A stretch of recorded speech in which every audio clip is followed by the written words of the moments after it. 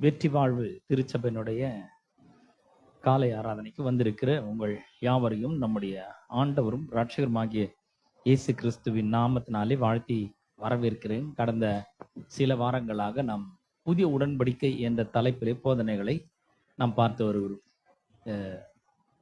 முதலாவது ஒரு வேத பகுதியை நான் வாசிக்கிறேன்.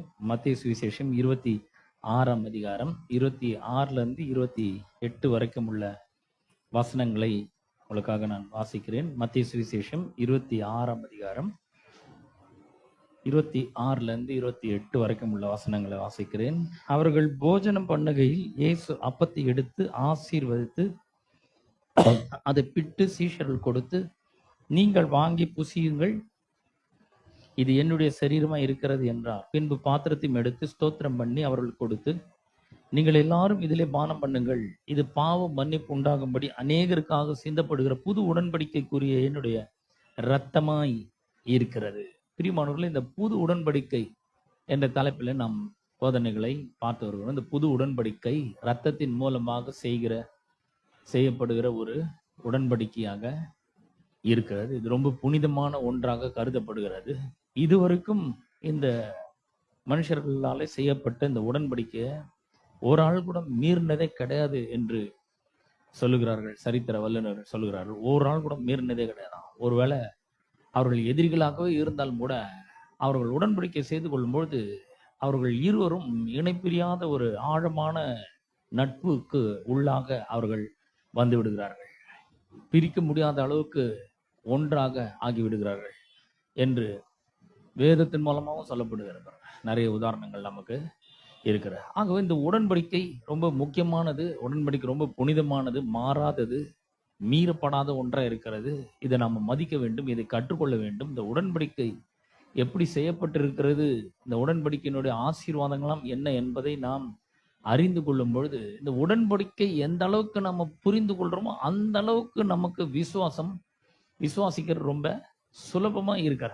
உடன்படிக்கை புரிஞ்சுக்கும் பொழுது கர்த்தர் இந்த உடன்படிக்கையின் நிமித்தமாக கொடுத்திருக்கிற அந்த வாக்குத்தத்தங்களை நாம் எளிதாக விசுவாசித்து நம்முடைய வாழ்க்கையிலே அந்த வாக்குத்தத்தங்களை நம்மாலே சுதந்திரிக்க முடிகிறது.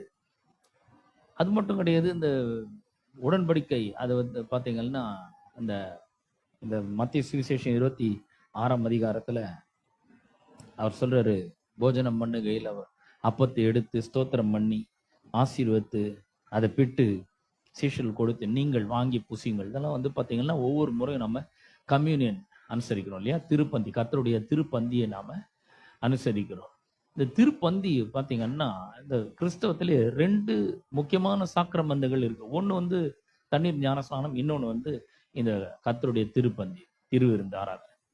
இதுல வந்து இந்த திருவிருந்து மட்டும்தான் திரும்ப திரும்ப அடிக்கடி எவ்வளோ அதிகமாக செய்ய முடியுமோ அவ்வளோ அதிகமாக இந்த திருவிருந்து நம்ம அனுசரிக்க வேண்டும் என்று அவர் சொல்லியிருக்கிறார். ஞானஸ்நானம் கூட ஒரு முறை எடுத்தா போதும். ஆனா இந்த திருவிருந்து வந்து எவ்வளோ அதிகமா நம்ம பண்ண முடியுமோ, சிலர் வந்து மாசத்துக்கு ஒரு முறை கொடுக்குறாங்க, சிலர் வந்து வாரம் வாரம் கொடுக்குறாங்க, சிலர் வந்து தினந்தோறும் கொடுக்குறாங்க. தினந்தோறும் எடுத்தா கூட ரொம்ப நல்லதுதான். அந்த திருவிருந்துன்ற சாக்கிரம் வந்து ரொம்ப அதிகமான, எவ்வளவு முடியுமோ அந்த அளவுக்கு அதிகமாக நாம் அனுசரிக்க வேண்டும் என்று வேதம் நமக்கு போதிக்கிறது.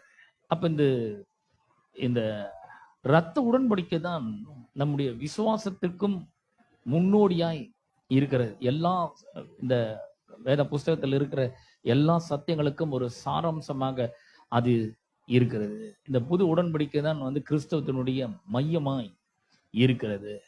அது விளங்கி கொள்ளும் பொழுது, அதை புரிந்து கொள்ளும் பொழுது நமக்கு விசுவாசிக்கிறது ரொம்ப சுலபமாக இருக்கும். விசுவாசம் அதனால பெருக ஆரம்பிக்கும். இந்த உடன்படிக்கை தான் வந்து பார்த்தீங்கன்னா அது ஒரு கிறிஸ்தவ போதனைகளுடைய மையமாக இருக்கிறது என்று கூட நாம அதை சொல்லலாம். இந்த வேத புஸ்தகம் கூட பார்த்தீங்கன்னா 2 பிரிந்து, பழைய ஏற்பாடு, புதிய ஏற்பாடு. தமிழ்ல தானே இருக்கு, ஏற்பாடுன்ற தமிழ்ல தான் இருக்கு. அந்த தமிழ் வார்த்தை நமக்கு வழங்குறது கிடையாது. ஆனா உண்மையிலே அது எப்படி வரணும்னா, பழைய உடன்படிக்கை, புதிய உடன்படிக்கை அப்படிதான் வரணும். அப்படி சொல்லும்போது நமக்கு ரொம்ப ஈஸியா இருக்கு. பழைய ஏற்பாட்டில் பார்த்தீங்கன்னா எல்லாமே ஒரு நிழலாட்டமா கர்த்தர் போதிச்சிருப்பார். எல்லாமே நிழலாட்டம். என்னென்ன புதிய ஏற்பாட்டுல என்னெல்லாம் நிஜமா நடக்க போகுது அதுக்கு நிழலாட்டமாக பழைய ஏற்பாடு இருக்கிறது. ஒரு கிறிஸ்தவ வல்லுனர் அவர் சொல்றாரு, the old explains the new. அப்படின்னா புதிய ஏற்பாட்டை பழைய ஏற்பாடு விளக்கி கூறுகிறது. அப்புறம் the new is the fulfillment of the old. புதிய ஏற்பாடு என்ன? பழைய ஏற்பாட்டினுடைய நிறைவேறுதல். புதிய ஏற்பாட்ட பழைய ஏற்பாடு விளக்கி கூறுகிறது. பழைய ஏற்பாடு புதிய ஏற்பாட்டினுடைய புதிய ஏற்பாடு வந்து பழைய ஏற்பாட்டினுடைய நிறைவேறுதலாய் இருக்கிறது அப்படிங்கிறார். ஆகவேதான் பார்த்தீங்கன்னா ஆரம்பத்திலிருந்து மிருக ஜீவன்களை பலி செலுத்துறதெல்லாம் வந்து சொல்லப்பட்டிருக்குது. ஏன் அப்படின்னு சொன்னா, இயேசுவே ஒரு நாளிலே அவரே பலியாக வந்து தம்முடைய இன்னுயிரை மனு வர்க்கத்திற்காக கொடுக்க போகிறார் என்பதற்கு அடையாளமாக அதை ஒரு டிராமா மாதிரி பண்ணி காமிக்கிறார். பழைய உடன்படிக்கையின் கீழே எல்லாவற்றையும் அவர் செய்து காண்பிக்கிறார். இன்றைக்கு மெசேஜினுடைய தலைப்பு, அதாவது முக்கியமான தலைப்பு வந்து புதிய உடன்படிக்கை. அதுல இன்னைக்கு பிரசங்கத்தினுடைய தலைப்பு என்னன்னா, த பவர் ஆஃப் த கவர்னன்ட். அதாவது உடன்படிக்கையினுடைய வல்லமை, உடன்படிக்கையினுடைய சக்தி. இந்த உடன்படிக்கைக்கு எவ்வளவு சக்தி இருக்கு. அதாவது இந்த உடன்படிக்கை பண்ணிருக்கு அப்படின்றதே உங்களுக்கு தெரியாம கூட இருக்கலாம். ஆனா இந்த உடன்படிக்கை பண்ணப்பட்டு இருக்கிறதுனால அந்த உடன்படிக்கையின் அன்பு உங்களை தேடி வருகிறது. இந்த உலகத்துல எந்த கடைசி முனையில நீங்க இருந்தாலும் சரி, உங்களை தேடி இந்த உடன்படிக்கையின் அன்பும் தயவும் வந்து உங்களை கண்டுபிடிச்சு உங்களை கொண்டு வந்து, நீங்க எவ்வளோ ஒரு தரம் தாழ்ந்து இருந்தாலும் கூட சரி, வாழ்க்கையில எவ்வளோ ஒரு மோசமான நிலைமையில இருந்தாலும் சரி, எவ்வளோ ஒரு மட்டமான நிலைமையில பொருளாதாரத்துல சீர்குலைக்கப்பட்ட இருந்தாலும் சரி, அந்த இடத்துல இருந்து உங்களை தூக்கி நிறுத்தி உங்களை மிகப்பெரிய லெவலுக்கு கொண்டு வருகிற ஒரு ஆசீர்வாதத்தை இந்த உடன்படிக்கை நமக்கு தருகிறதாய் இருக்கிறது. அப்போ இதை விளக்கிறதுக்கு நாம ஒரு 2 வேத பகுதிக்கு நாம் செல்ல போகிறோம். 1 சாமுவேல் 2 சாமுவேல் 2 புஸ்தகங்கள் இருக்குது. அந்த புஸ்தகங்கள் மூலமாக நாம சில முக்கியமான சத்தியங்களை இன்றைக்கு நாம கற்றுக்கொள்ள போகிறோம். பாருங்க, சவுல வந்து கர்த்தர் தெரிந்து கொள்றார். சமஸ்த இஸ்ரவேல்லையே அவன் தான் ரொம்ப ஹைட்டா இருக்கிறான், ரொம்ப அழகா இருக்கிறான், நல்லா இருக்கிறான், உயரமா இருக்கிறான். அப்படிப்பட்டவனை கர்த்தர் வந்து என்ன பண்றாரு, ராஜாவாக தெரிந்து கொள்றார். ராஜாவாக தெரிந்து கொண்டு அவனை ஆசீர்வதிச்சு அவனை வந்து அவனுக்கு மிகப்பெரிய ஏராளமான வெற்றிகளை எல்லாம் கொடுத்து அவனை ஒரு உயர்ந்த ஸ்தானத்துக்கு அவர் கொண்டு வருகிறார். அவனுக்கு புகழ் இருக்கு, பணம் இருக்கு, ஆள் பலம் இருக்கு, எல்லாம் இருக்கு. பாருங்க, உன்னதமான ஒரு அழைப்புனால கடவுள் அவனை அழைக்கிறார். ஏன்னா இஸ்ரவேல் ஜனங்கள் வந்து எல்லா கோத்திரத்துக்கும் ராஜாக்கள் இருக்கிறாங்க, எங்களுக்கு மட்டும் ராஜாவே இல்லை, எங்களுக்கு ஒரு ராஜா வேணும் அப்படின்னு கேட்டாங்க. பாருங்க, அப்படி கேட்ட உடனே சாமுவேல் போய் மனம் கசந்து அழுகுறான். இந்தாங்க, இந்த மக்கள் இந்த மாதிரி பண்றாங்க, பரவாயில்ல, அவங்க உன்னை தள்ளல, என்னதான் ராஜாவா, அவங்க மேல ராஜாவா இராதபடி என்னதான் தள்ளி இருக்காங்க, பரவாயில்ல, அவங்க கேட்ட மாதிரி நான் அவனுக்கு ஒரு ராஜாவை அவங்களுக்கு தரேன் அப்படின்னு சொல்லிட்டு சவுலை ராஜாவாக அவர் தெரிந்து கொண்டு இஸ்ரவேல் ஜனத்தின் மேல அவனை ராஜாவாக்கி அவனுக்கு வந்து ஏராளமான வெற்றிகளை தருகிறார். அவன் ஆசீர்வதிக்கிறார், பயங்கரமா ஆசீர்வதிக்கிறார். போற இடத்தெல்லாம் ஒரு மாபெரும் வெற்றியை அவனுக்கு தருகிறார். ஆனா பாருங்க, கொஞ்ச நாளுக்குள்ள அவன் கீழ்ப்படியாமல் போய் கடவுளுக்கு விரோதமா போய் அவன் பலனற்று போகிறான், தரம் தாழ்ந்து போகிறான். எப்படி போறான்னா, கர்த்தரை விட்டுட்டு இந்த போர்ல வெற்றி பெறுவனா இல்லையான்னு சொல்லிட்டு ஒரு சூனியக்காரிகிட்ட போய் கேட்கிற லெவலுக்கு இறங்கிட்டான். பாருங்க, கடவுள் எவ்வளவு பெரிய ஒரு ஆசீர்வாதமான ஒரு வாழ்க்கையை கொடுத்திருந்தாரு அவனுக்கு. அவனை தெரிஞ்சு கொண்டு அவன் மேல அன்பு வச்சு ஒரு தீர்க்கதரிசியின் மூலமா அவனுக்கு பெரிய ஒரு கனத்தை கொடுத்து அவனை வந்து ராஜாவாக்கி அழகு பார்த்தாரு. பாருங்க, இஸ்ரவேல் அனைத்துக்கும் அவன் ராஜாவா இருந்தான். அவனுடைய ஆரம்பம் ரொம்ப பிரமாதமா இருந்தது, ரொம்ப அற்புதமா இருந்தது அவனுடைய ஆரம்பம். ஆனா அவனுக்கு பணமும் புகழும் சேர சேர அந்த போதை அவனுக்கு தலைக்கு ஏறுது. பாருங்க, சிலருடைய ஆட்கள்லாம் கூட பாத்தீங்கன்னா ஆரம்பம் ரொம்ப நல்லா தான் இருக்கும், ஆனா பணம் கொஞ்சம் சேர சேர, புகழ் கொஞ்சம் சேர சேர அவங்களுக்கு வந்து ரொம்ப அதிகமா தலைகணம் உண்டாக ஆரம்பிச்சிடும். அவங்களுக்கு வந்து என்ன பண்றோன்னு தெரியாது, கடவுளுக்கே கீழ்ப்படியாம போற லெவலுக்கெல்லாம் கூட ஆயிடுறாங்க. அந்த மாதிரி இவன் அந்த மாதிரி ஒரு ஆளாக மாறி போனான். பாருங்க, ஆரம்பம் ரொம்ப நல்லா இருக்குது, பிரமாதமா அவனை கர்த்தர் ராஜாவாகினார். ஆனா போக போக கடவுளுக்கே கீழ்ப்படியாம போய் தன்னை ராஜாவாக உயர்த்தின ஆண்டவருக்கு கீழ்ப்படியாம அவருக்கு விரோதமா செஞ்சு அவன் பலனற்றவனா போயிட்டான். கடவுளுக்கு விரோதமா போய் அவன் பலனற்றவனாக போய்விட்டான். அவனுக்கு ஒரு மகன் இருந்தான், அவன் பேர் வந்து யோனத்தான். பாருங்க, அவன் வந்து ரொம்ப அற்புதமான ஒரு மனிதன். அவனுக்கு தாவீதுக்கு ஒரு நல்ல நட்பு உண்டாயிருந்தது. அவன் வந்து கர்த்தருக்கு கீழ்ப்படுகிறவன், கர்த்தருக்கு கனத்தை செலுத்துகிறவன், கர்த்தர் சொல்ற காரியங்களை அங்கீகரிக்கிறவனாக அவன் இருந்தான். அது அது மட்டும் இல்ல, இந்த சவுல் வந்து பாத்தீங்கன்னா தாவீது மேல ரொம்ப ஒரு எரிச்சல் உள்ளவனா மாறிட்டான். ஏன்னா முதல்ல சவுலுக்கு உதவி செய்யறதுக்கு தான் தாவீது போனான் பாருங்க. ஒரு 17 வயது வாலிபன், சின்ன பையனா இருக்கும் பொழுது அவன் போயிட்டு பெரிய கோலியாத்த, பெலிஸ்தன் ஆகிய கோலியாத்த வீழ்த்தி இஸ்ரவேலுக்கு ஒரு மாபெரும் ரட்சிப்பை உண்டு பண்ணுகிறான் தாவீது. சவுலுக்கு ஒண்ணு விரோதமா தாவீது எதுவும் பண்ணவே இல்லை. ஆனா இந்த தாவீது மேல அவனுக்கு ரொம்ப பொறாமை ஆயிடுச்சு. ஏன் பொறாமை ஆயிடுச்சுன்னா, இந்த இஸ்ரவேல்ல இருக்கிற கன்னிகைகள்லாம் என்ன பாடிட்டாங்க அப்படின்னு சொன்னா, சவுல் கொன்றது 1000 தான், ஆனா தாவீது கொன்றது 10,000 அப்படின்னு சொல்லி அவனை புகழ்ந்து பாடின உடனே சவுலுக்கு காரணமே இல்லாம தாவீது மேல ஒரு பெரிய எரிச்சலும் பகையும் விரோதமும் கசப்பும் உண்டாகி, எப்படியாவது இவனை வந்து நம்ம கொன்னு போடணும், ஏன்னா இவன் இருந்தாக்கா நம்ம பிள்ளை ராஜாவாக முடியாது, எப்படியாவது இவனை வந்து காலி பண்ணணும் அப்படின்னு சொல்லி அவன் அந்த மாதிரி தாவீது மேல ஒரு பகையை வளர்த்து கொள்கிறான்.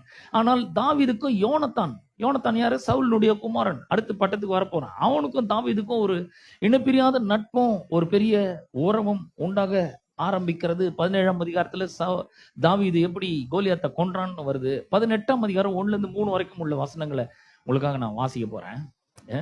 எப்படி வந்து அவர்கள் எவ்வளவு ஒரு இணைப்பிரியாத நண்பர்களாக மாறி போனார்கள் என்பதை நாம் அங்க பார்க்கிறோம். 18ஆம் அதிகாரம் 1ஆம் வசனத்திலிருந்து வாசிக்கிறேன். 1 சாமுவேல் 18ஆம் அதிகாரம் 1ஆம் வசனத்திலிருந்து வாசிக்கிறேன். அவன் சவுலோட பேசி முடிந்த பின்பு யோனத்தானுடைய ஆத்துமா தாவீதின் ஆத்துமாவோட ஒன்றாய் இசைந்திருந்தது. யோனத்தான் அவனை தன் உயிரை போல சிநேகித்தான். என்ன மாதிரி ஒரு நேசம் பாருங்க, பிரமாதமா. அவன் 2 பேருக்கு இடையில அப்படிப்பட்ட ஒரு ஆத்மாவில ஒரு பெரிய ஒரு இணைப்பு உண்டாச்சு. அதுக்கப்புறம் பாத்தீங்கன்னா யோனத்தான் தாவீதை எப்படி சிநேகித்தான்னா, தன்னோட உயிரை போலவே அவன் சிநேகிக்க ஆரம்பிக்கிறான். அவ்வளவு பெரிய ஒரு அன்பு வச்சுட்டான். 2ஆம் வசனம், சவுல் அவனை தன் தகப்பன் வீட்டுக்கு திருப்பி போக விட்டாமல் அன்று முதல் தன்னிடத்தில் வைத்துக் கொண்டான். யார? தாவீதை கூட வச்சுக்கிறான். அப்பா வீட்டுக்கெல்லாம் போக தேட, ஈசா வீட்டுக்கு போத்தால என் கூட இரு அப்படின்னு வச்சுட்டான். 3ஆம் வசனம் வாசிக்கிறேன். யோனத்தான் தாவீதை தன் ஆத்துமாவை போல சிநேகித்ததினால் அவனும் இவனும் உடன்படிக்கை பண்ணி கொண்டார்கள். 2 பேரும் ஒரு ஆழமான நட்புக்கு அடையாளமாக உடன்படிக்கை பண்ணி கொள்ளுகிறார்கள். பாருங்க, இந்த உடன்படிக்கையை முக்கியமா 3 காரணங்களுக்காக செய்யப்படுது. 1, ஆழமான நட்புக்காக, அன்பின் நிமித்தமாக உடன்படிக்கை பண்றாங்க. 2வது ஒரு பாதுகாப்புக்காக உடன்படிக்கை பண்றாங்க, ப்ரொடெக்ஷனுக்காக. 3வது நம்பகத்தன்மைக்காக அந்த உடன்படிக்கை பண்றாங்க. 1 வந்து பாதுகாப்புக்காக, ஒரு சின்ன ஒரு இனம் ஒரு தன்னை வந்து மற்ற யாரும் வந்து மற்ற இனங்கள் வந்து தங்களை அழிச்சிடக்கூடாதுன்னு சொல்லிட்டு பெரிய இனத்தோடு என்ன பண்றாங்க, உடன்படிக்கை பண்ணிக்கிறாங்க. நீங்க தான் எங்களுக்கு பாதுகாப்பு கொடுக்கணும், யாராவது எங்களை தாக்க வந்தா நீங்க தான் எங்களுக்கு வந்து சப்போர்ட்டா வரணும், நீங்க வந்து எனக்கு ப்ரொடெக்ஷன் கொடுக்கணும் அப்படின்றதுக்காக சின்ன ஆள் என்ன பண்றாங்கன்னா, சின்ன இனம் ஒரு பெரிய இனத்தோட என்ன பண்றாங்க, உடன்படிக்கை பண்ணி கொள்கிறார்கள்.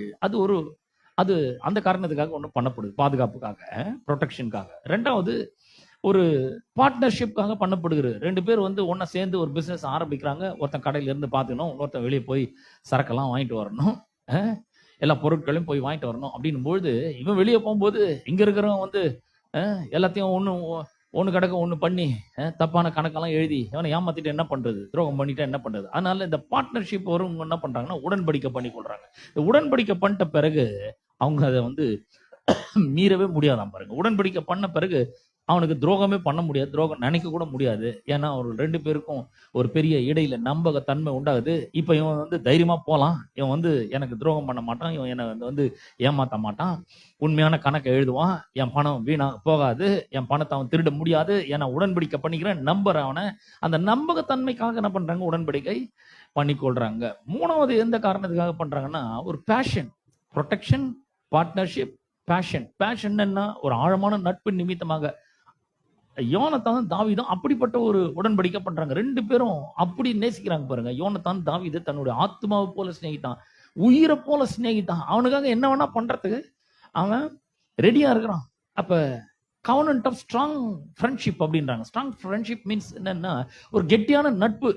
நட்புல ஒரு ரொம்ப ஒரு கெட்டியான நட்பு. இன்னைக்கு பாருங்க, ஃப்ரெண்டுனா எல்லாருமே ஃப்ரெண்டுன்னு சொல்லிடுறாங்க. எல்லாரும் ஃப்ரெண்ட் ஆக முடியாது. ஃப்ரெண்டுனா அந்த காலத்துல பாத்தீங்கன்னா ஒருத்தர் 2 பேர் தான் ஃப்ரெண்டா இருக்க முடியும். எல்லாரும் ஃப்ரெண்டா ஆயிட முடியாது, எல்லாம் ஃப்ரெண்டா இருக்க முடியாது. இன்னைக்கு பாத்தீங்கன்னா எனக்கு அவரை தெரியும், இவரை தெரியும், அவரு கூட எனக்கு தெரிஞ்சவர் தான். அவர்கிட்ட எப்படிங்க தெரியும்னா, அவர்கிட்ட வந்து ஒரு முறை பார்த்து கை குலுக்குனேன் அப்படின்னுவாங்க. பேர் என்னன்னு கேட்ட பேர் கூட தெரியாது. ஆனா ஃப்ரெண்டுன்னுவாங்க. அந்த மாதிரி ஃப்ரெண்ட்ஷிப் எல்லாம் கிடையாது. இங்க ஃப்ரெண்டுனாவே எப்படின்னா, ஒரு ஆழமான நட்பு ஏற்பட வேண்டும். எல்லாரும் நிறைய பேர் நம்மளுக்கு தெரிஞ்சவங்க இருக்கலாம். ஆனா 1, 2 பேர் தான் ரொம்ப நெருக்கமான ஃப்ரெண்டாக இருக்க முடியும். பாருங்க, இந்த 1 சாமுவேல் அப்படியே இருக்கட்டும். நீதிமொழிகள் புஸ்தகத்தை திருப்போம். நீதிமொழிகள் 18ஆம் அதிகாரம் 24ஆம் வசனத்துல அந்த கெட்டியான நட்பை குறித்து ஒரு வசனத்தை நம்ம வாசிக்கலாம். 18, 24 வாசிக்கிறேன். சிநேகிதர் உள்ளவன் சிநேகம் பாராட்ட வேண்டும். சிநேகிதர் உள்ளவன் சிநேகம் பாராட்ட வேண்டும். சிலர் சொல்றாங்க, யாருமே எனக்கு ஃப்ரெண்டே கிடையாதுங்க, யாரும் என்ன வந்து நேசிக்கிறதே கிடையாது, யாரும் என் மேல அன்பு காட்டுறதே கிடையாது, யாரும் என்கிட்ட பேசவே மாட்டேன்றாங்க அப்படின்றாங்க. ஏன் அப்படின்னாக்கா, இவர் உருன்னு இருப்பாரு, யார்கிட்டயும் பேச மாட்டாரு, இவரு சைலண்டா இருப்பாரு, எப்ப பார்த்தாலும் மூஞ்ச தூக்கி வச்சுன்னு இருப்பாரு, பேசினாலும் சண்டை வந்துடும். அந்த மாதிரி ஒரு ஆள்கிட்ட எப்படி போய் ஃப்ரெண்ட்ஷிப்பா இருக்க முடியும் பாருங்க.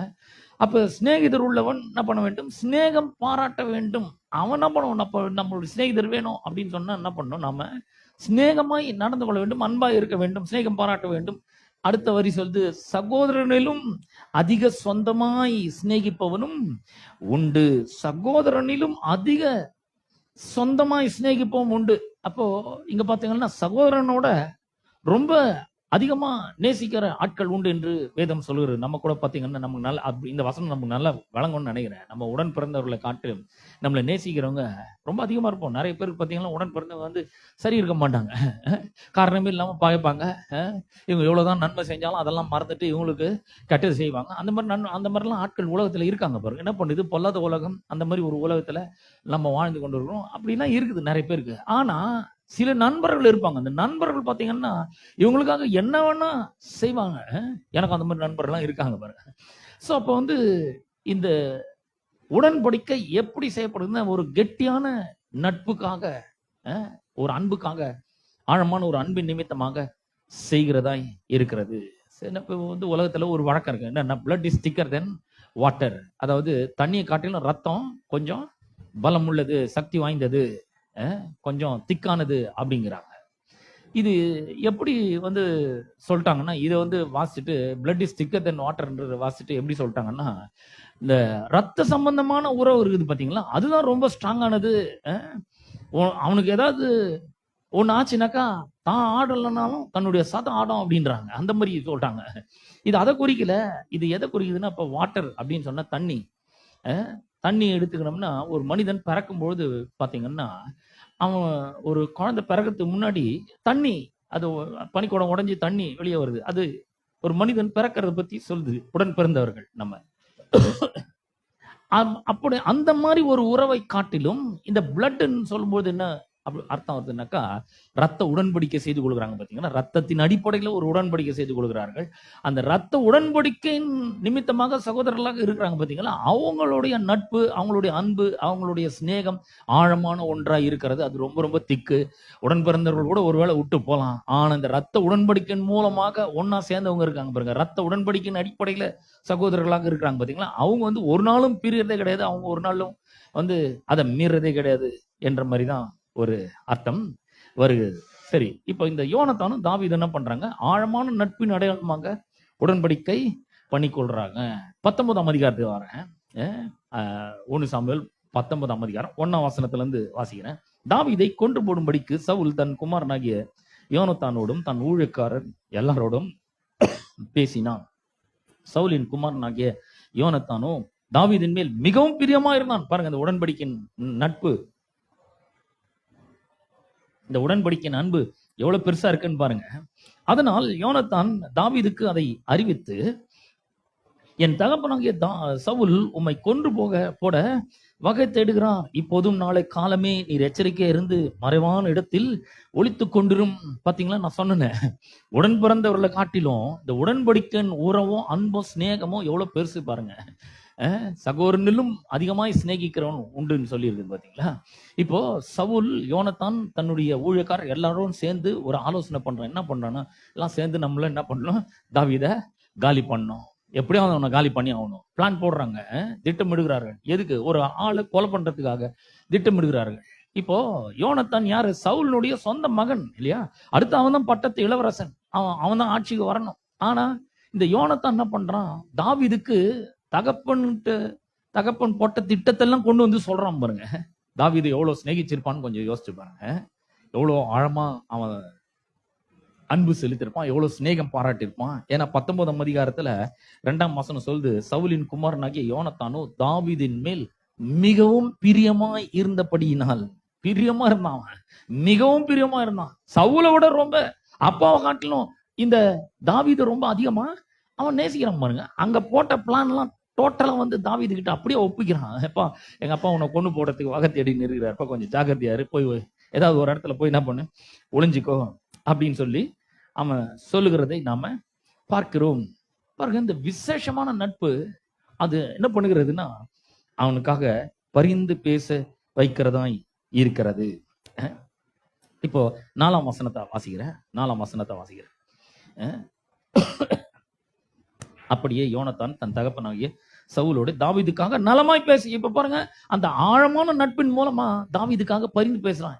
அவன் நல்லது தானே பண்ணான், உமக்கு உதவி செஞ்ச மூலமா இஸ்ரவேல் மொத்தத்தையும் அவன் ரட்சிப்புக்குள்ள நடத்தினானே, மொத்த மக்களையும் அவன் காப்பாத்திருக்கானே, நாட்டு மக்களை எல்லாரையும் காப்பாத்திருக்கான். பெலிஸ்தனோட சண்டை போட்டு அவனை வென்று இருக்கிறான், கொன்று இருக்கிறான் அப்படின்னு சொல்லி சொல்றான். அவனை ஏன் நீங்க கொலை பண்றதுக்கு வகை தேடிட்டு இருக்கீங்க, இது வந்து பொல்லாத காரியமாச்சு அப்படின்னு சொல்றான். 4ஆம் வசனத்தை வாசிக்கிறேன். அப்படி யோனத்தான் தன் தகப்பன் சவுலோட தாவீதுக்காக நலமாய் பேசி, ராஜா தம்முடைய அடியானாக தாவீதுக்கு விரோதமாய் பாவம் செய்யாது இருப்பாராக.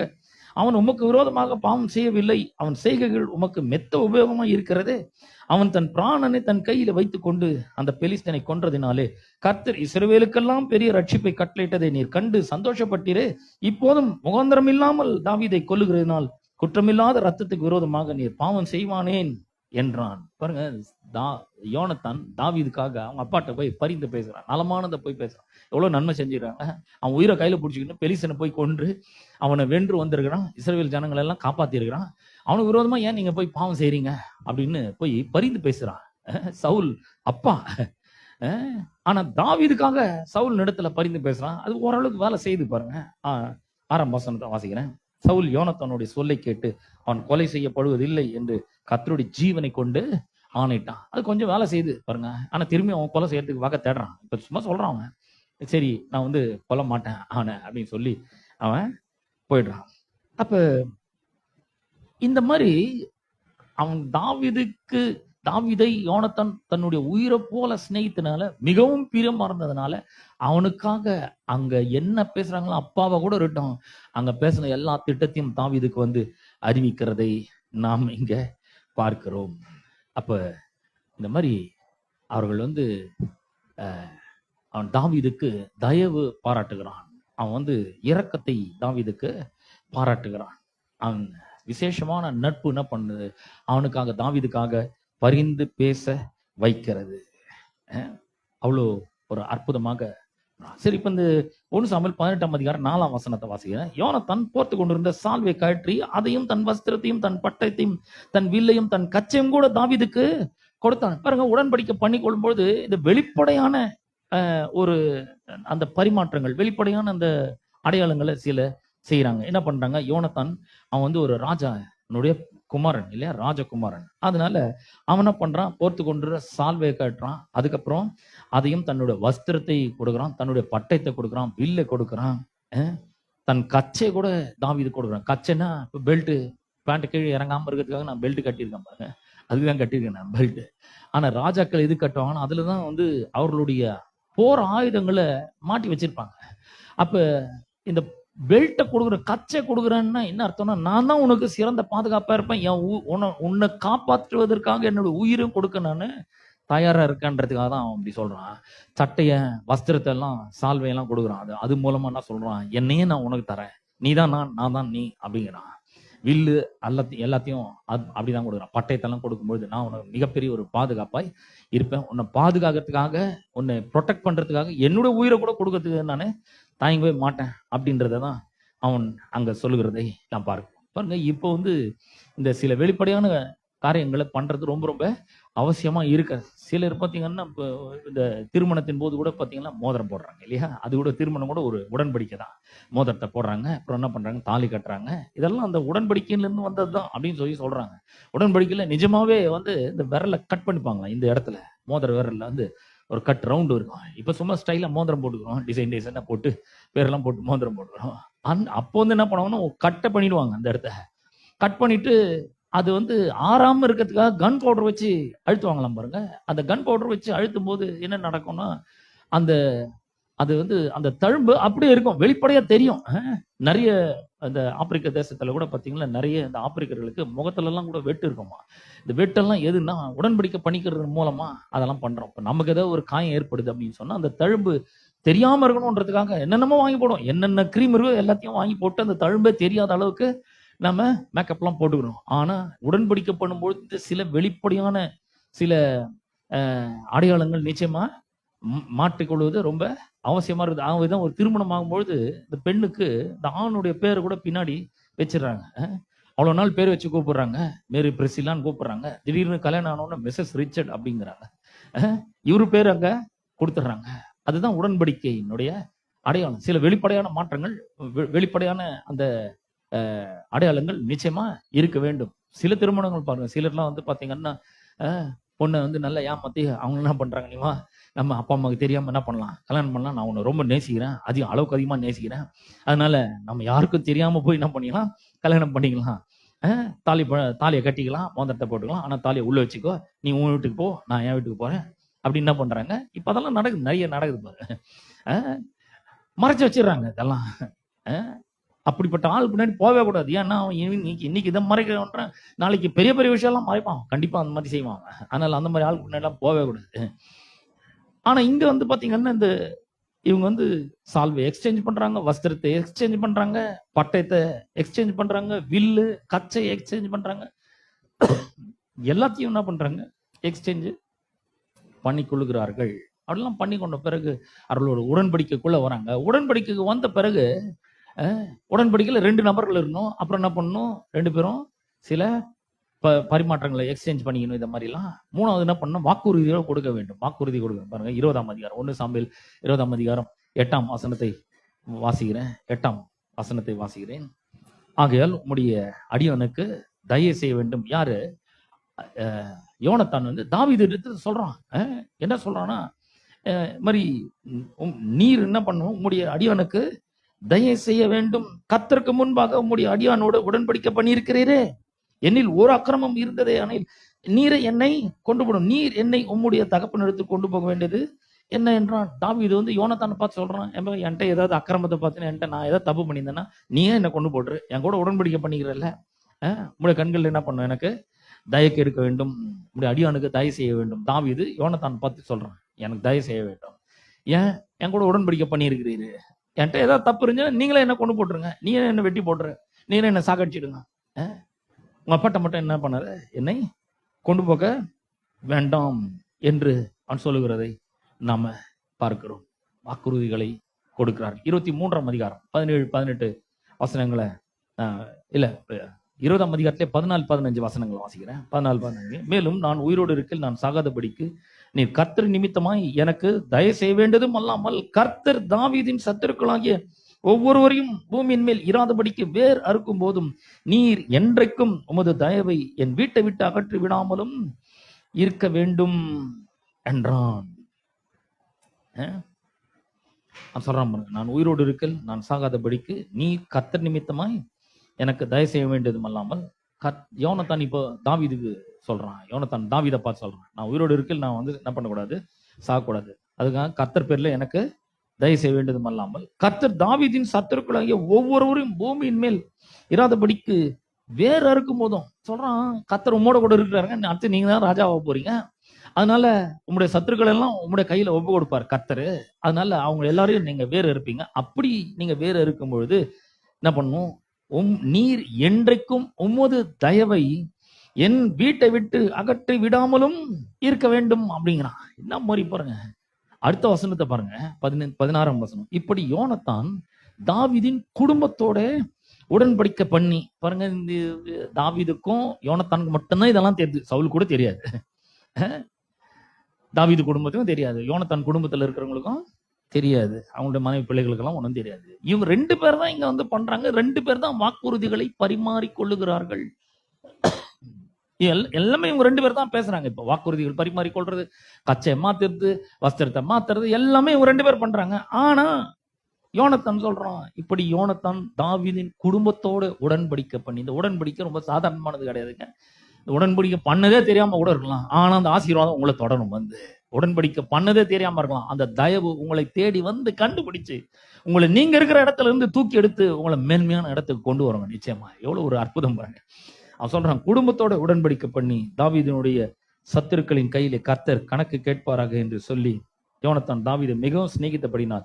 பின்னும் உனக்கு ஆணையிட்டான், தன் உயிரை சிநேகித்தது போல அவனை சிநேகித்தான். எத்தனை முறை சொல்லியிருக்குன்னு பாருங்க. இந்த உடன்படிக்கையின் அன்பு எவ்வளவு ஒரு பெரிய ஒரு அன்பு என்பதை கொஞ்சம் எண்ணி பாருங்க. உயிரை மாதிரி சிநேகிக்கிறான், உயிரை போலவே நேசிக்கிறான், மிகவும் பிரியமா இருக்கிறான், ஆத்மாவை சிநேகிக்கிற போல அவன் சிநேகிக்கிறதை பார்க்கிறோம். 23ஆம் அதிகாரத்துக்கு திருப்போம். 1 சாமுவேல் 23ஆம் அதிகாரம் 17-18 வசனங்களை உங்களுக்காக வாசிக்கிறேன். 17-18. நீர் பயப்பட வேண்டாம், என் தகப்பனாகிய தாவீதின் தகப்பனாகிய சவுலின் கை உம்மை கண்டுபிடிக்க மாட்டாது, நீர் இஸ்ரவேலின் மேல் ராஜாவே இருப்பீர். பாருங்க, யாரு ராஜாவனுடைய பிள்ளை, அடுத்து இவன் தான் ராஜாவாகணும். அந்த ராஜ மேன்மையவே வந்து தாவீதுக்கு விட்டு கொடுக்கணும். இன்னும் தாவீது ராஜாவே ஆவல, ஆனா கர்த்தர் அபிஷேகம் பண்ணிருக்கிறாருன்னு அவனுக்கு தெரிஞ்சு போச்சு. கர்த்தர் தாவீதோடு இருக்கிறாருன்னு தெரிஞ்சு போகுது. தாவீதுடைய சத்துருக்கள் எல்லாம் வேற இருப்போம், பூமியில் மேல் இராதபடிக்கு வேற இருப்பாருன்னு தெரிஞ்சு போச்சு யோனத்தானுக்கு. அதனால அந்த ராஜ மேன்மையை விட்டு கொடுக்கறத நம்ம பாக்குறோம். 17ஆம் வசனத்துல சொல்றாரு, நீர் இஸ்ரவேலின் மேல் ராஜாவாய் இருப்பீர், நீ பயப்படாதீங்க அப்படிங்கிறான் தாவீதை பார்த்து யோனத்தான் சொல்லும். சவுலின் கை உண்மை கண்டுபிடிக்கவே மாட்டாது, நான் ஹெல்ப் பண்றேன், நான் இருக்கிற வரைக்கும் எங்க அப்பா உங்களை கண்டுபிடிக்க விட மாட்டேன், நான் உங்களை தப்பு விட்டேன், பயப்படாதீங்க, நீர் இஸ்ரவேலின் மேல் ராஜாவே இருப்பீர். அப்பொழுது நான் உமக்கு 2ஆவதா இருப்பேன். எவன் தான் முதல் ஆளா இருக்கணும், ஆனா அவன் சொல்றான், இல்ல நீங்க ராஜாவா இருக்க, நான் 2ஆவது ஆளா இருக்குமே. அப்படி நடக்கும் என்று என் தகப்பனாகிய சவுலும் அறிந்து எங்க அப்பாவுக்கும் இது தெரியும் அப்படிங்கிறார். அதனாலதான் உங்களை கொல்ல ஆலோசனை எல்லாம் பண்றாரு. 18ஆம் வசனம், அவர்கள் இருவரும் கர்த்தருக்கு முன்பாக உடன்படிக்கை பண்ணின பின்பு தாவீது காட்டில் இருந்து விட்டான், யோனத்தானோ தன் வீட்டிற்கு போனான். 2 பேரும் உடன்படிக்கை பண்றாங்க. தாவீது காட்டிலே இருக்கான், ஏன்னா அவங்க அப்பா யோனத்தானுடைய அப்பா சவுல் அவனை கொல்றதுக்கு பார்க்கறான். அதனால யோனத்தான் தன்னுடைய வீட்டுக்கு போறத பார்க்கிறோம். 2 சாமுவேல் 4ஆம் அதிகாரம் 4ஆம் வசனத்தை வாசிக்க போறேன். இப்போ அதுக்கு முன்னாடி சொல்றேன் பாருங்க. இது இப்படியே போகுது. இப்படி போன பிறகு ஒரு பெரிய யுத்தம் உண்டாகிறது. யுத்தம் உண்டான உடனே அந்த யுத்தத்துல சவுலும் யோனத்தான் 2 பேருமே அங்க மரித்து போய் விடுகிறார்கள். சவுலும் அவனுடைய மகனும் 2 பேரும் மரித்து போய் விடுகிறார்கள். அப்ப இங்க என்ன நடக்குது பாருங்க. 4ஆம் அதிகாரம் 4ஆம் வசனத்துல சவுலின் குமாரன் யோனத்தானுக்கு 2 காலம் முடமான ஒரு குமாரன் இருந்தான். யோனத்தானுக்கு ஒரு பிள்ளை ஒருத்தன் இருக்கான். அந்த காலத்துல எப்படின்னா, ஒரு ராஜா இன்னொரு ராஜாவை ஜெயிக்கிறான் அப்படின்னு வச்சுக்கோங்க. இந்த ராஜா இன்னொரு ராஜாவை ஜெயிக்கும் பொழுது அவனுடைய வம்சத்துல ஆண் பிள்ளைகள் யாரையுமே உயிரோட வைக்க மாட்டான். ஏன்னா அடுத்து அவன் சண்டை போடுவான் இவன் கூட. அதனால எல்லாரையுமே கொன்று போடுவான். ஜெயிக்கிற ராஜா தோற்று போகிற அந்த ராஜாவையும் அவனுடைய பிள்ளைகளும் அவனுடைய சந்ததிகளையும் பூமியில இராதபடிக்கு என்ன பண்றான், முற்றிலுமாக அழித்து போடுவார்களும். சந்ததி திரும்ப மீண்டு எழுந்து வரவே கூடாது, இவங்ககிட்ட சண்டை போடக்கூடாதுன்னு சொல்லிட்டு வம்சத்துள்ள ஒருத்தர் கூட விடாம எல்லாரையும் அழித்து போடுவார்கள். அழித்து போடும்பொழுது இங்க யோனத்தானுக்கு ஒரு பையன் ஒருத்தர் இருக்கான். 2 காலம் முடம். 5 வயசா இருக்கும்பொழுது இந்த சம்பவம்லாம் நடக்குது.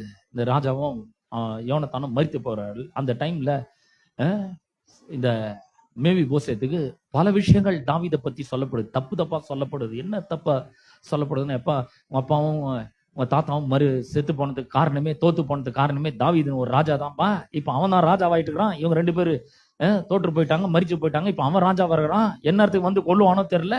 ஏன்னா உன்னை கூட அவன் விட்டு வைக்க மாட்டான்னு நினைக்கிறேன். ஏன்னா உடன்படிக்கை பண்ணது மேவி போசேத்துக்கு தெரியாது இல்லையா.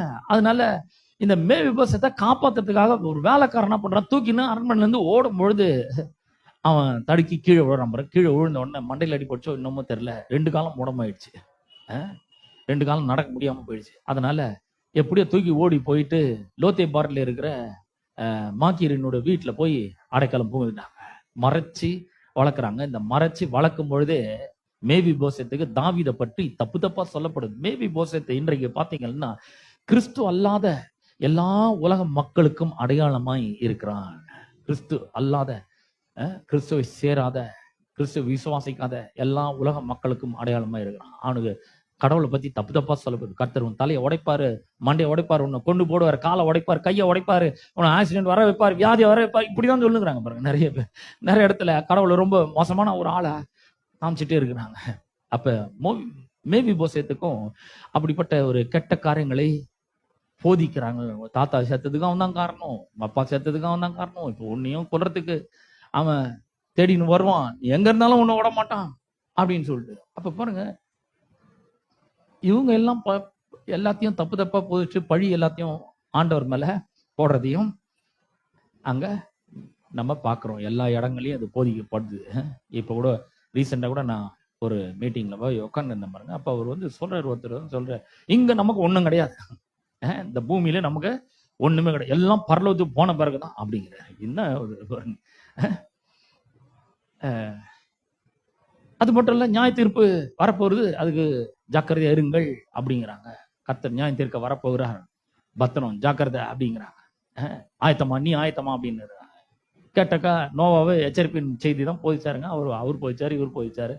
ஆனால் நாங்களும் அந்த எச்சரிப்பையை போதிக்கிறோம், செய்தியை போதிக்கிறோம் அப்படிங்கிறாங்க. பாருங்க, அதெல்லாம் உண்மைதாங்க. யோனா போதிச்சாரு, நினிவே 40 நாள்ல கழுவிக்கப்பட்டு போன்னு சொன்னாரு. நோவாவை போதிச்சாரு, இந்த நகரத்தை கர்த்தர் அழிக்க திட்டமிட்டு இருக்கிறார், மழை வரப்போகுது, எல்லாம் பேழை கொள்வாங்கன்னு எச்சரிப்பின் செய்தியை போதிச்சாங்க. அதெல்லாம் வந்து பழைய உடன்படிக்கல, புதிய உடன்படிக்கல சுவிசேஷம்னு ஒண்ணு வந்திருக்கு.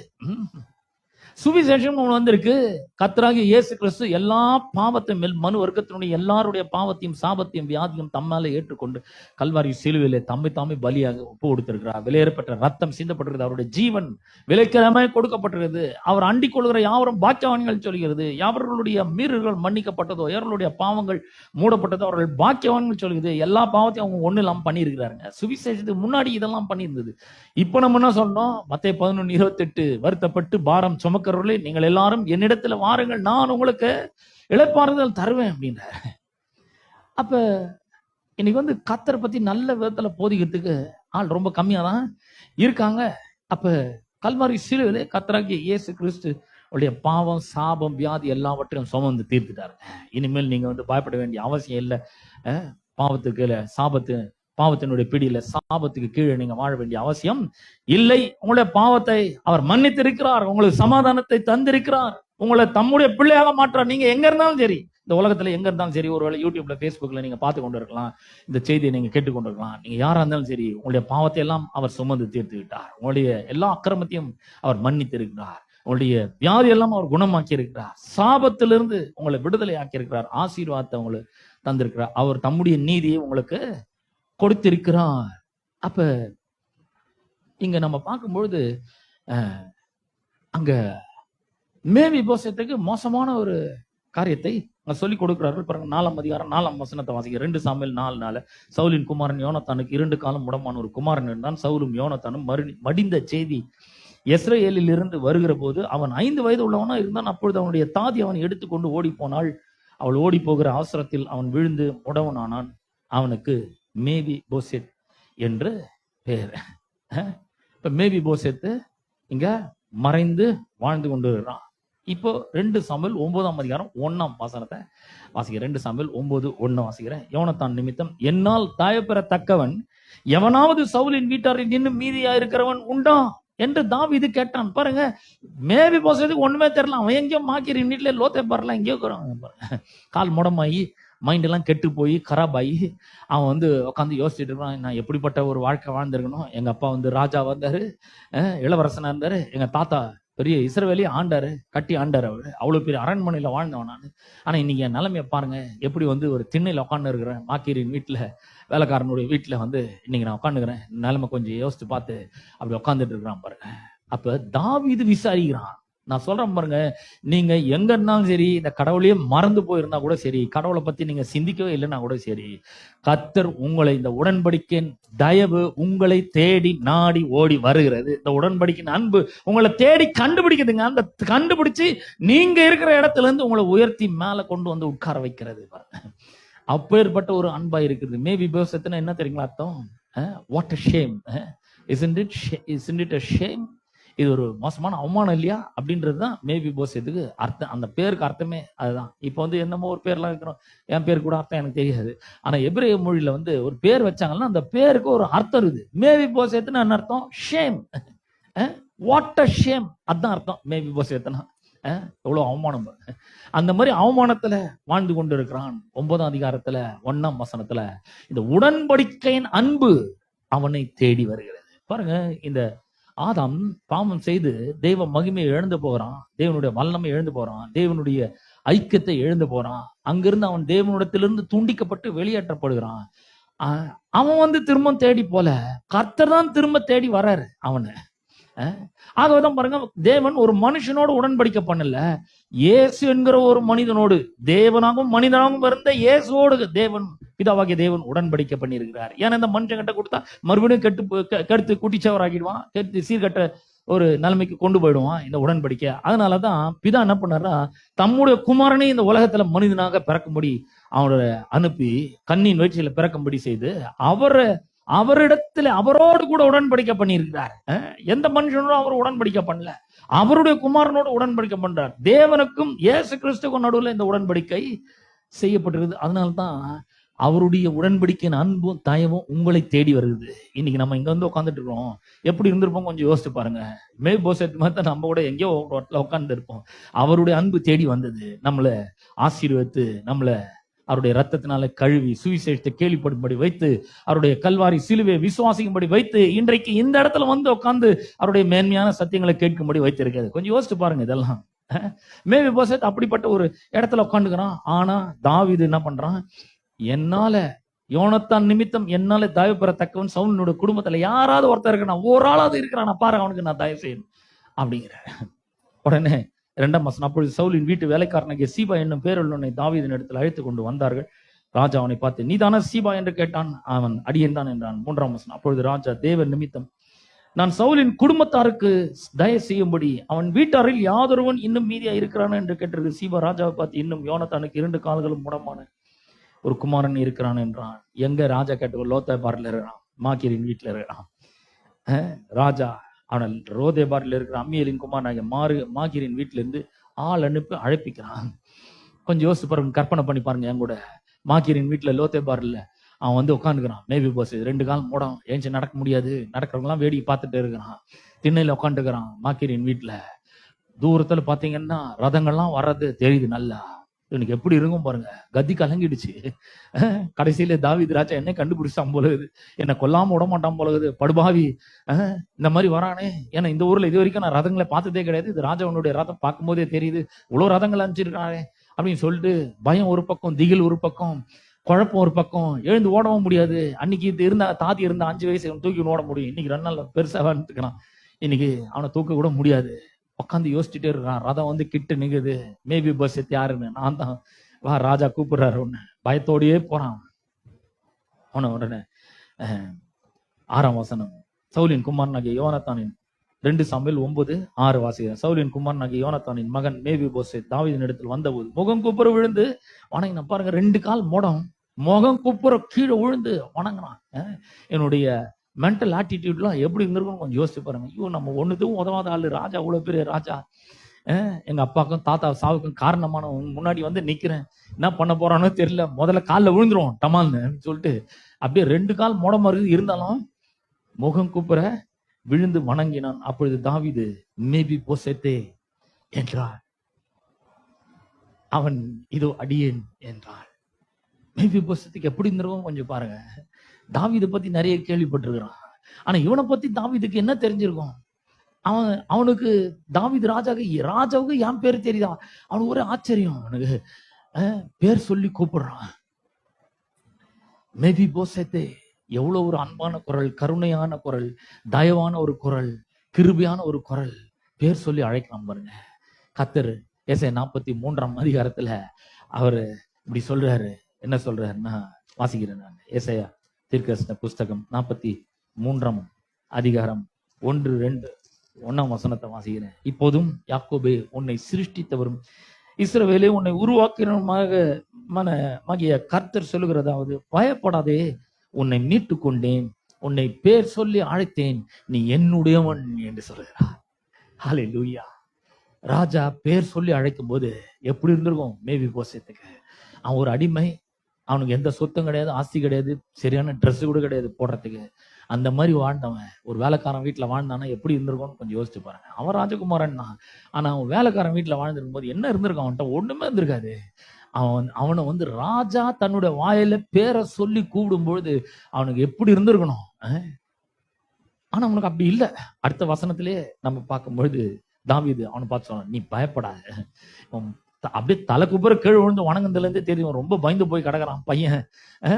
இவனை கொல்றதுக்கு தான் கூப்பிட்டுருக்கிறேன்னு சொல்லி அவன் பயப்படுறான் பழகுதுன்னு ராஜா தெரிஞ்சு தாவீது சொல்றான், நீ பயப்படாதே அப்படிங்கிறான். உன் தகப்பனாகிய யோனத்தான் நிமித்தம் நான் நிச்சயமாய் உனக்கு தயவு செய்து உன் தகப்பனாகிய சவுலின் நிலங்களையெல்லாம் உனக்கு திரும்ப கொடுப்பேன், நீ என் பந்தியில் நித்தம் அப்பம் புசிப்பான் என்றான். பாருங்க, இந்த மேவிபோசேத்து மாக்கீரின் வீட்டுல லோத்தேபார்ல இருந்து மாக்கீரின் வீட்டுல இருந்து வரும்பொழுது அவன் ரொம்ப ஏழை தரித்திரன். ஒரு சொத்தும் கிடையாது, ஆஸ்தி கிடையாது, ஒரு கால் காணி நிலம் கிடையாது, ஒண்ணும் கிடையாது, லேண்டு கிடையாது, ஒண்ணும் கிடையாது, பணமும் ஒண்ணும் கிடையாது. ஆனா இங்க வந்த உடனே ராஜா அவனை பார்த்து சொல்றான், மேவிபோசேத்தே அப்படின்னு சொல்றான், இது அடியேன்னு சொல்றான். பயப்படாதப்பா, யோனத்தான் தகப்பனாகி யோனத்தான் நிமித்தம் நான் நிச்சயமாக உனக்கு தயவு பண்ணுவேன், என் தயவு உனக்கு காண்பிப்பேன், தயவை காண்பிப்பேன். அது மட்டும் கிடையாது, உன்னோட தகப்பனாகிய சவுலின் நிலங்களையெல்லாம் நான் உனக்கு கொடுப்பேன். பாருங்க, இவ்வளவு நேரம் வரைக்கும் மோங்கொப்புற விழுந்தான் பாருங்க. அப்ப கூட அவன் ஏழை தான், தரித்திரன் தான். ஆனா கர்த்தர் இந்த தாவீது ஒரு நொடி பொழுதுல அவனுடைய தலைவிதியை மாத்திட்டாரு.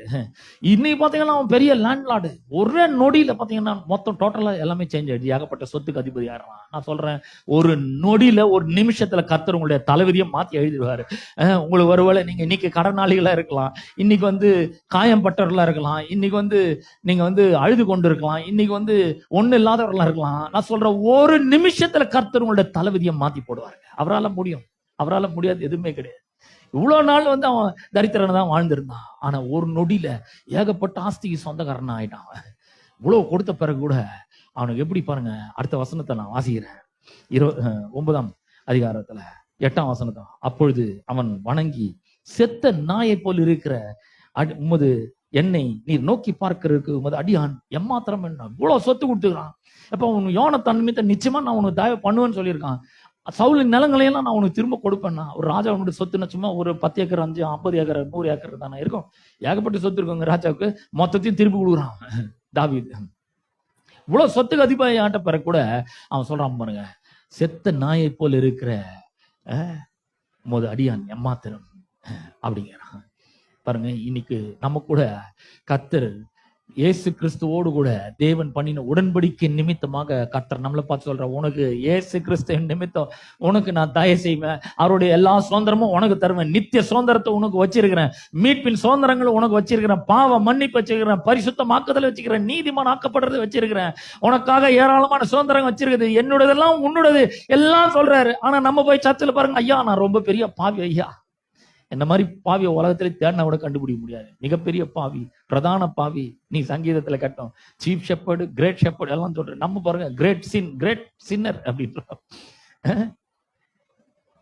அவன் பாருங்க எப்படி சொல்றான், இவ்வளோ சொத்துக்களை கொடுத்த பிறகு செத்த நாயை போல இருக்கிற அடியான் எம்மாத்திரம் அப்படிங்கிறான். உயிரோடு இருக்கிற நாய்க்காவது கொஞ்சம் சோறு வேறு வைப்பாங்க.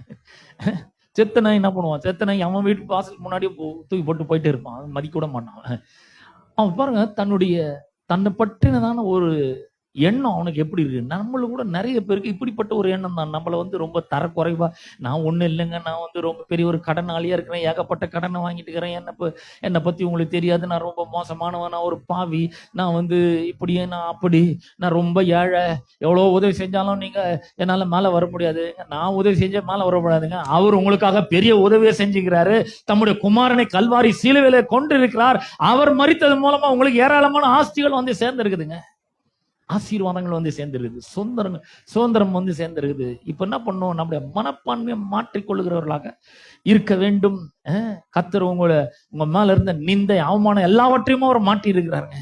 அவர் அப்படிப்பட்ட ஒரு அற்புதமான ஒரு மிரக்கல அற்புதத்தை அவர் உங்களுக்கு செஞ்சுக்கிறார். ஒரு நிமிஷத்துல தலைவிதியை மாத்திர ஆண்டவர் நம்மோடு கூட இருக்கிறார், உங்களோடு கூட இருக்கிறார். இன்னைக்கு ஒருவேளை நீங்க ஒரு பாக்கிறதுக்கு மாதிரி பரிதாபமா இருக்கலாம், ஆனா அவங்க தலைவிதியை என்னைக்கோ மாத்திட்டாரு. என்னைக்கு கல்வாரி சிலுவையில தொங்குனாரோ அன்னைக்கே மாத்திட்டாரு. மேபி வருஷத்துக்கே தெரியாது, இந்த மாதிரி அவங்க அப்பா ஒரு உடன்படிக்கை பண்ணிக்கிறார். உடன்படிக்கை வெறும் என்ன மட்டும் கிடையாது, என்னுடைய லைஃப் டைம் மட்டும் கிடையாது. இப்ப பாருங்க, நான் உடன்படிக்கையின் மனிதன், நீங்க எல்லாரும் கூட உடன்படிக்கையின் மக்கள், தேவனோட உடன்படிக்கையின் மக்களா தான் உங்களை நான் பாக்குறேன். கர்த்தர் உங்களை அப்படிதான் பாக்குறாரு. நம்முடைய லைஃப் டைம் மட்டும் கிடையாது, நம்முடைய குடும்பத்தினருடைய வாழ்நாள் முழுக்க கூட அவர் தம்முடைய ஆசீர்வாதத்தை நமக்கு காண்பிக்கிறவரா இருக்கிறார். தயவை, உண்மையை காண்பிக்கிற ஒரு தேவனா இருக்கிறார். எவ்வளவு தலைமுறை இருக்கு, 1000 தலைமுறை இருக்குங்க. நம்முடைய குடும்பத்தோடு அவர் உடன்படிக்கை பண்ணிக்கிறார், நம்மோட மட்டும் கிடையாது. எப்படி சவுல் யோனத்தான் தாவீதோடு அவனோட குடும்பத்தோட உடன்படிக்கை பண்ணான், அது போல கர்த்தர் பிதாவாகிய தேவன் இயேசு கிறிஸ்துவோட உடன்படிக்கை பண்ணும்போது நம்ம மட்டும் கிடையாது, என்னுடைய வாழ்நாள் மட்டும் கிடையாது, என் வாழ்நாளே நல்லா இருக்குது, ரொம்ப ரொம்ப பிரமாதமா இருக்கிறேன் நான், என் வாழ்நாளே நல்லா இருக்குது, என்னோட வாழ்நாளோடு முடிஞ்சிருது கிடையாது. எனக்கு பின்னாடி என்னோட பிள்ளைகளும் வருகிறார்கள், என்னோட பிள்ளைகள் இந்த உடன்படிக்கை இருப்பார்கள், பேர பிள்ளைகள் இந்த உடன்படிக்கையின் கீழ் வருவார்கள், என்னுடைய சந்ததியா இந்த உடன்படிக்கையின் கீழ் வருவார்கள். இந்த ஆசீர்வாதத்தின் சொந்தக்காரர்களா தான் இந்த உலகத்துல அவர்கள் நிச்சயமாக வாழ்வார்கள், எந்த சந்தேகமும் கிடையாது. பாருங்க, மேவி போசேத் எப்படிப்பட்டவனா வேணா இருக்கலாம், அவன் அயோக்கியனா இருக்கலாம், பாவியா இருக்கலாம், அவன் என்ன வேணா பண்ணிருக்கலாம், ஆனா அவனுக்கு அந்த சுதந்திரம் வைக்கப்படுறது எதன் நிமித்தம்? அந்த யோனத்தான் என்கிற அவங்க அப்பாவோட தாவீது பண்ண உடன்படிக்கை நிமித்தமா அந்த ஆசீர்வாதம் வருகிறது. மேவி போசேத் எவ்வளவு யோக்கியன்றது அடிப்படையில வந்து அவனுக்கு அந்த சுதந்திரம்லாம் இல்ல, அந்த உடன்படிக்கையின் ஆசீர்வாதங்க, அந்த உடன்படிக்கையின் நிமித்தமா அந்த ஆசீர்வாதங்கள்லாம் வந்திருக்கிறது. ஆகவே நான் சொல்றேன், இந்த உடன்படிக்கை விசுவாசியுங்கள். ராஜா சொல்ற எல்லாத்தையும் கொடுத்தேன் அப்படிங்கிறார். அடுத்து ஒரு சில வசனங்கள்ல வாசிக்கிறோம் பாருங்க. 9ஆம் அதிகாரம் 2 சாமுவேல் 9ஆம் அதிகாரம் ராஜா 9ஆம் வசனம். ராஜா சவுலின் வேலைக்காரனாகிய சீபாவை அழைப்பித்து அவனை நோக்கி, சவுலுக்கும் அவன் வீட்டார் எல்லாருக்கும் இருந்த யாவையும் உன் எஜமானுடைய குமாரனுக்கு எல்லாத்தையும் கொடுத்துட்டேன். ராஜாவை சொல்ற எல்லாத்தையும் கொடுத்துட்டேன். ஆகிய நீ உன் குமாரரையும் உன் வேலைக்காரையும் கூட்டிக் கொண்டு உன் எஜமானுடைய குமாரன் புசிக்கு அப்பம் உண்டா இருக்கும்படி அந்த நிலத்தை பயிரிட்டு அதன் பலனை சேர்ப்பாய். உன் எஜமானுடைய குமாரன் மேவி போசேத் நித்தம் என் பந்தியிலே அப்பம் புசிப்பான் என்றான். சீபாவுக்கு 15 குமாரன் 20 வேலைக்காரன், மொத்தம் 35 பேரு. சீபாவோட சேர்த்து 36 பேரு இப்ப மேவி போசேத்துக்காக வேலை செய்யணும். மேவி போசேத் ஒண்ணும் பண்ண தேவையில்ல, டெய்லி ராஜா கூட வந்து என்ன பண்ணணும், டெய்லி ராஜா கூட சாப்பிடணும், அவ்வளவுதான். ஆனா மேவி போசேத்துக்காக இவ்வளவு காலம் அவனை வளர்த்த மாக்கீர், அவனுடைய சீபா, அவனுடைய வேலைக்காரர்களுடைய குமாரர்கள் எல்லாரையும் இவனுக்கு வேலைக்காரன் ஆக்கிட்டான். ஹலோ, எப்படி எல்லாம் பண்றாரு பாருங்க ஆண்டவர். நான் சொல்றேன், இந்த கர்த்தர் என்ன பண்றாருன்னா, வாழ இருக்கிற ஒருத்தனை எடுத்து அவனை ஆசீர்வச்சு அவனை தலையாக்குறாரு, வேணும்னு தலையாக்குறாரு. நான் சொல்றேன், நீங்க இருக்கிற கிராமத்துல, நீங்க இருக்கிற ஏரியாவில் நீங்க தாங்க தலை, வேற யாரும் தலை கிடையாது. அவர் உங்களை வாழாக்காமல் தலையா இருக்கிறார், நீங்கள் கீழாயிராமல் மேலா இருப்பீர்கள். அப்ப தலையாக்குறாரு. விளைவுனா அவனை உயர்த்துகிறார். யாரு? தாவீது ராஜா மேவி போசத்தை உயர்த்துகிறார். நான் சொல்றேன், இந்த உடன்படிக்கை விசுவாசிங்க. உடன்படிக்கை விசுவாசிக்கும் பொழுது இந்த ஆசீர்வாதம் உங்களை தேடி வரும்.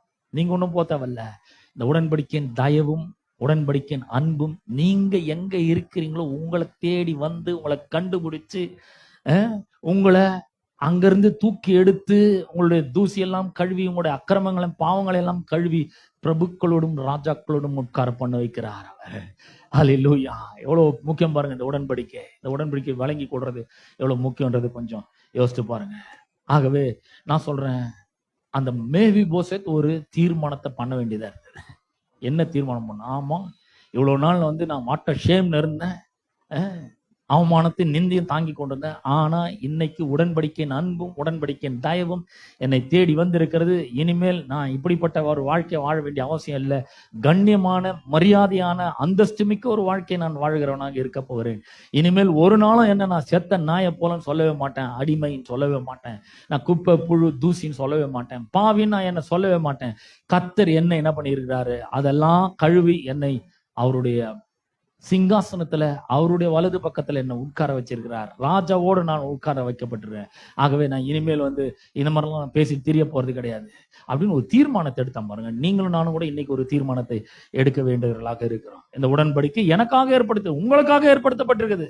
அவருக்கு எதுக்கு உடன்படிக்கை? நான் கேட்கிறேன், இயேசுக்கு எதுக்கு உடன்படிக்கை? அவருக்கு தேவையில்லை, உங்களுக்காக தான் இந்த உடன்படிக்கை ஏற்படுத்தப்பட்டிருக்குது. இந்த உடன்படிக்கை இதனுடைய ஆசீர்வாதங்கள் உங்களுடையதான் இருக்கிறது. அப்ப நாம சொல்லணும், இந்த உடன்படிக்கை எனக்காக ஏற்படுத்தப்பட்டிருக்கிறது, இந்த உடன்படிக்கையின் ஆசீர்வாதங்கள் என்னுடையது அப்படின்றத ஒவ்வொரு நாளும் சொல்ல வேண்டும். இந்த இயேசு கிறிஸ்துவை மனதார நேசியுங்கள், மனதார ஏற்றுக்கொள்ளுங்கள். இந்த உடன்படிக்கை விசுவாசிங்கள், இந்த ஆசீர்வாதங்களை விசுவாசிங்கள். விசுவாசித்து உங்களுடையது ஆக்குங்க. ஒவ்வொரு நாளும் சொல்லுங்க, நான் தேவனுடைய பிள்ளை, நானு தேவனுடைய பிள்ளை. நீங்க பிள்ளைகளானால் தேவனுடைய சுதந்திரரும் கிறிஸ்துவுக்கு உடன் சுதந்திரமாய் இருக்கிறேன். அப்படி சொல்லணும். அவருடையதெல்லாம் என்னுடையதுன்னு சொல்லணும். ஒவ்வொரு நாளும் சொல்லணும் பாருங்க. சும்மா ஒவ்வொரு நாளும் வந்து ஐயோ நான் பாவியா, நான் இதை பண்ண அத்தை பண்ணன்னு சொல்லி இருக்கக்கூடாது. உடன்படிக்கை நிமித்தமான வருகிற ஆசீர்வாதங்கள் எல்லாம் உங்களோடதா என்னோடதா இருக்கு. எத்தனை பேர் விசுவாசிக்கிறீங்க உடன்படிக்கை? இந்த ஆசீர்வாதம் உங்களோட. இன்னைக்கு எப்படி வேணா இருக்கலாம், ஆனா நீங்க எப்படி இருக்க போறது கிடையாது. கர்த்தர் உங்களோட எல்லா தூசியும் பாவத்தையும் அழுக்கையும் நிந்தையும் அவமானத்தையும் தொடை தெரிந்து உங்களை மேன்மையுள்ள ஒரு ஸ்தானத்துல கொண்டு போய் வச்சு அவர் பக்கத்துல உட்கார வச்சுக்கிறாரு. நித்தம் அவரோடு கூட நீங்கள் போஜனம் பண்ணுவீர்கள். கண்டிப்பா அவர் உங்களோட ஐக்கியம் கொள்ளுவார். அவர் உங்களை நேசிக்கிறார், உயிரை போல நேசிக்கிறாருங்க ஆண்டவர் உங்களை. நான் சொல்றேன், எவன் வேணா உங்களை கைவிட்டுருக்கலாம், ஆனா ஆண்டவர் உங்களை கைவிடுறதே இல்லை. அவர் உயிரை போல நேசிக்கிறார். அவரோட ஆத்மாவை நேசிக்கிற போல உங்களை நேசிக்கிறார். எப்படி பாருங்க, இந்த மனுஷங்களே எப்படி நேசிக்கும் பொழுது கர்த்தர் எப்படி நேசிப்பாருன்னு கொஞ்சம் யோசிச்சு பாருங்க. அவருடைய அன்புக்கு அளவில்லை, எல்லையற்ற அன்பு உங்கள் மேல அவர் காண்பிக்கிறவர். ஆமென். கர்த்தர் உங்களை ஆசீர்வாதப்பாருங்க. இந்த உடன்படிக்கையின் ஆசீர்வாதங்கள்லாம் உங்கள் மேல் வந்து உங்களுக்கு பலிக்கட்டும் என்று உங்களை நான் ஆசீர்வதிக்கிறேன். நாம் யாரும் எழுந்திருப்போம். நம்முடைய இணைப்போதர் எஸ்ரா அவர்கள் வந்து முன்பாக வந்து ஜெபித்து ஆசீர்வாதத்தை கூறி முடிப்பார்.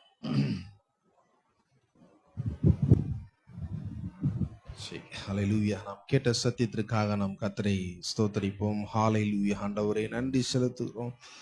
நன்றி நன்றி ஆண்டவரே, ஸ்தோத்தரிக்கிறோம் ஆண்டவரே. பரலோக பிதாவே, குமாரனாகிய இயேசுவின் நாமத்தில் இடத்துல வருகிறோம் ஆண்டவரே. ஆண்டவரே, உம்முடைய உடன்படிக்கை சத்தியத்தை நாங்கள் கேட்டிருக்கிறோம் ஆண்டவரே. வேறுபட்ட ஒரு வெளிப்பாடான வார்த்தைகளை நீர் எங்களுக்கு கொடுத்திருக்கிறீர். அதற்காக நன்றி செலுத்துகிறோம் ஆண்டவரே. ஆண்டவரே, யோனத்தான் தாவீது ஆண்டவரே உடன்படிக்கை பண்ணும் பொழுது ஆண்டவரே யோனத்தானுடைய அந்த தலைமுறைகள் காப்பாற்றப்பட்டது. ஆண்டவரே, உடன்படிக்கையின் மூலியமாக யோனத்தானுடைய குடும்பத்திற்கு தயவு, கிருபை, ஒரு உயர்வான வாழ்க்கை கிடைத்தது போல இன்றைக்கு பிதாவானவர் இயேசுவை அனுப்பி, தன்னுடைய சொந்த குமாரனை அனுப்பி கல்வாரி சிலுவையில அவர் மேல பாடு, அவர் மேல அவமானம், அவர் மேல துக்கம், அவர் மேல பாவத்தை, சாபத்தை, அக்கிரமத்தை, ஆண்டவர் எல்லா விதமான அவமானத்தையும் அவர் மேல வச்சு, வீழ்ச்சியை வச்சு, ஆண்டவர் தோல்வி அவர் மேல வச்சுட்டாரு. ஆண்டவரே, அவர் மேல வைத்து ஆண்டவரே இயேசுவோடு கூட உடன்படிக்கை பண்ணியிருக்கிறார். ஆண்டவரே, அந்த உடன்படிக்கை அன்பு எங்களை தேடி வந்தது.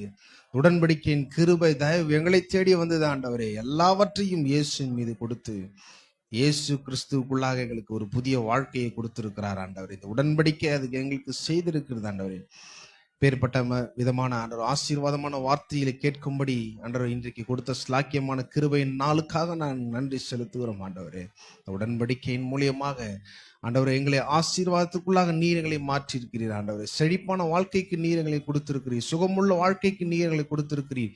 ஜீவனுள்ள வாழ்க்கைக்கு கொடுத்திருக்கிறீர். நன்மை உள்ள வாழ்க்கையை கொடுத்திருக்கிறீர். ஆண்டவர், ஆரோக்கியம் உள்ள வாழ்வு, நல்வாழ்வு, ஆண்டவரே நிறைவுள்ள வாழ்வு, பரிபூர்ணமுள்ள வாழ்வு, இது எல்லாமே எங்களுடைய அடிப்படையில் இல்லை. நாங்கள் என்ன செய்தோம் இல்லை, இயேசுவானவர் கல்வாரி சிலுவையில் என்ன செய்திருக்கிறார், அதன் அடிப்படையில் எங்களுக்கு கொடுக்கப்பட்ட இந்த உடன்படிக்கை வாழ்க்கைக்காக நன்றி செலுத்துகிறோம். ஆண்டவரே, இந்த வெளிப்பாடுள்ள வார்த்தைகளுக்காக நாங்கள் நன்றி. ஆண்டவரே, இந்த வார்த்தைகளை வைத்து எங்களோட வாழ்க்கையில விசுவாசிக்கக்கூடிய கிருபைகள், ஸ்லாக்கியங்களை நீர் எங்களுக்கு உண்டாக்கி கொடுப்பீராக. ஆண்டவரே, தேவைகள் வந்தாலும் சரி, பிரச்சனைகள், சூழ்நிலைகள், மாற்றங்கள் வந்தாலும் சரி, இந்த விசுவாசத்தினுடைய வார்த்தைகள், இந்த உடன்படிக்கையின் வார்த்தைகள் எங்களுக்கு ஆண்டவரே பரிசுத்த ஆவியானோர் நீர் எங்களுக்கு நினைப்பூட்டுவீராக. இந்த வார்த்தையில வாழும்படி ஆண்டவர் குடும்பத்திலும், வேலை ஸ்தலங்களிலும், தனிப்பட்ட வாழ்க்கை முறையிலும் ஆண்டவரே இந்த வெளிப்பாடான வார்த்தைகளை அபியாசப்படுத்த, நடைமுறைப்படுத்த பரிசுத்த ஆவியானோர் நீர் எங்களுக்கு உதவி செய்வீராக. தொடர்ந்து நீ மகிமைப்பட்டதற்காக நன்றி செலுத்துகிறோம். ஆண்டவரே, உம்முடைய நாமம் மகிமைப்படட்டும். எல்லா துதி கன மகிமை உமக்கு செலுத்துகிறோம். இயேசுவின் நாமத்தை நாங்கள் ஜெபிக்கிறோம். ஆமென். நம்முடைய கர்த்தராகிய இயேசு கிறிஸ்துவின் கிருபையும், பிதாவாக தேவனுடைய அன்பும், பரிசுத்த ஆவியானுடைய ஐக்கியமும், பாதுகாவலும் இன்றும் என்றும் சதா காலங்களில் நம்மோடு இருப்பதாக. ஆமென்.